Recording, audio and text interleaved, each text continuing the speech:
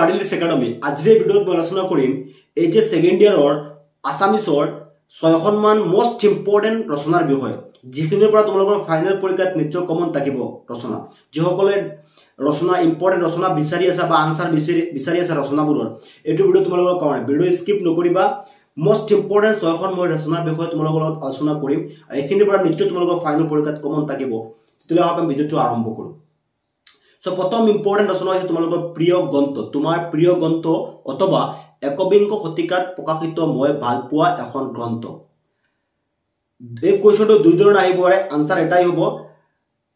বহুতে হয়তো কৈ আছে যে প্ৰিয় সাহিত্যিক তো প্ৰিয় সাহিত্যিকটো 2023 ফাইনেলত আহিছিল মানে যোৱাবাৰ ফাইনেলত আহি গৈছিল সো সেই কাৰণে প্ৰিয় সাহিত্যিকটো ইমান ইম্পৰ্টেন্ট নহয় প্ৰিয় গ্ৰন্থটো বেছি ইম্পৰ্টেন্ট এইবাৰ ঠিক আছে 2024 কাৰণে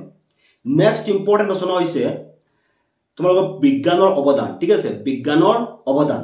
ইয়াৰ পাছৰ মোস্ট ইম্পৰ্টেন্ট ৰচনা হৈছে পৰিবেশ প্ৰদূষণ আৰু ইয়াৰ প্ৰতিকাৰ পৰিবেশ প্ৰদূষণ আৰু ইয়াৰ প্ৰতিকাৰ তিনিখন অলৰেডি কৈ দিছো নেক্সট ইম্পৰ্টেন্ট ৰচনা হৈছে নাৰী শিক্ষাৰ প্ৰয়োজনীয়তা ইয়াত তো মই কোৱেশ্চনৰ লগত তোমালোকৰ আনসাৰ দি আছে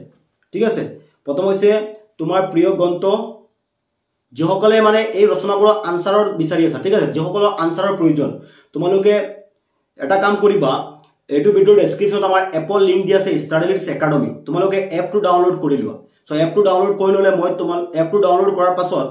ইয়াত নিশ্চয় তোমালোকে এটা চ্যাট পাবা ঠিক আছে চ্যাট দি আছে চ্যাটত তোমালোকে মোক এসএমএস কৰিবা আৰু ৰচনাবোৰৰ আনসাৰ মই তোমালোকক পঠিয়াই দি দিম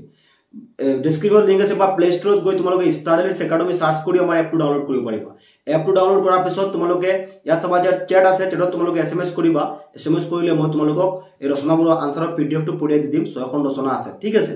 4খন কৈছো নেক্সট ইম্পৰ্টেন্ট ৰচনা হৈছে তোমালোকৰ অসমৰ প্ৰাকৃতিক সম্পদ ইয়াৰ পাছৰ ইম্পৰ্টেন্ট ৰচনা হৈছে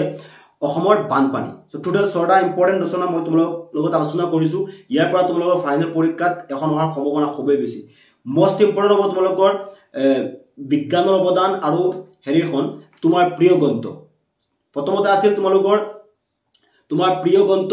বিজ্ঞানৰ অৱদান ইয়াৰ পিছত পৰিবেশ প্ৰদূষণ ইয়াৰ পিছত নাৰী শিক্ষাৰ প্ৰয়োজনীয়তা নেক্সট